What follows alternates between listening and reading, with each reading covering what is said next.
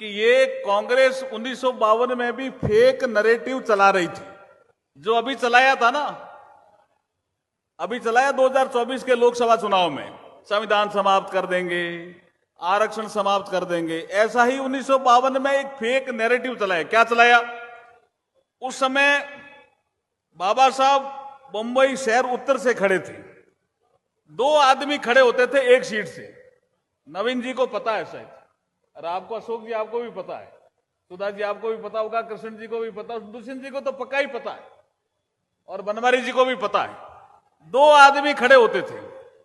अब कांग्रेस ने क्या किया कि मतपत्र होता था, बोला एक मतपत्र में 2 वोट देंगे तो ही बाबा साहब जीतेंगे। अब बाबा साहब को जिताना चाहते हो ना, तो अधिकतर वहां टेक्सटाइल मिलों के लोग थे, लेबर क्लास थी, बाबा साहब बहुत लोकप्रिय थे और बाबा साहब चुनाव जीत रहे थे। लेकिन इन्होंने एक डांगे खड़े थे और एक बाबा साहब खड़े थे। उसमें एक कुछ सीटें ऐसी थी जहां जनरल कैंडिडेट भी रहेगा और रिजर्व कैंडिडेट भी रहेगा, तो बाबा साहब रिजर्व कैंडिडेट के नाते खड़े थे। अब क्या बदमाशी हुई, बाबा साहब को मत मिले 1,23,576, ये 1952 के चुनाव में, और जो कांग्रेस का उम्मीदवार था नारायण राव काजोरकर, उसको मत मिले 1,37,950। लेकिन जो मत खारिज हुए उनकी संख्या देख करके आप आश्चर्य करोगे। 1952 का पहला चुनाव, और हमारे अनुसूचित जाति के भाइयों को वोट देने का भी पहली बार ही पता चला।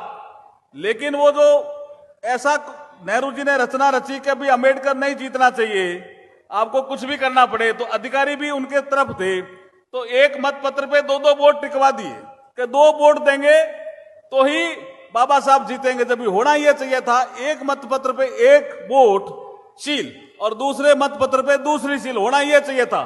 तो फेक नैरेटिव चलाया कांग्रेस ने कि आप 2 वोट देंगे तो ही बाबा साहब जीतेंगे। तो बाबा साहब 14,374 मतों से चुनाव हार गए। कितना? 14,374 मतों से।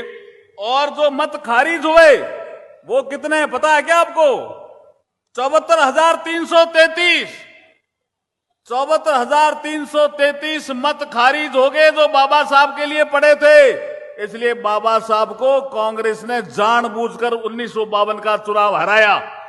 अभी और एक फेक नैरेटिव चला रहे हैं कि सुप्रीम कोर्ट, मैं कानून मंत्री हूं इसलिए मैं कह रहा हूं आपको, कि सुप्रीम कोर्ट ने एक फैसला दे दिया कि अनुसूचित जाति में क्रीमी लेयर हो गया।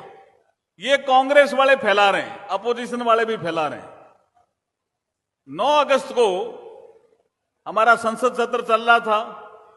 अनुसूचित जाति जनजाति से संबंधित सभी भारतीय जनता पार्टी के सांसदों ने प्रधानमंत्री जी से मिलने का समय मांगा।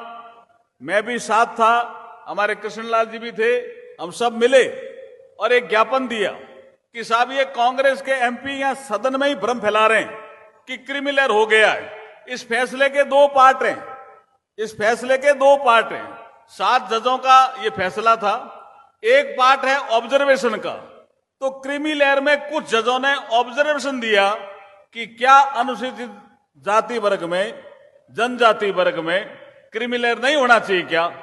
ये ऑब्जर्वेशन था, it was not a direction. ये डायरेक्शन नहीं था, डायरेक्शन फैसले का पार्ट था। डायरेक्शन क्या था?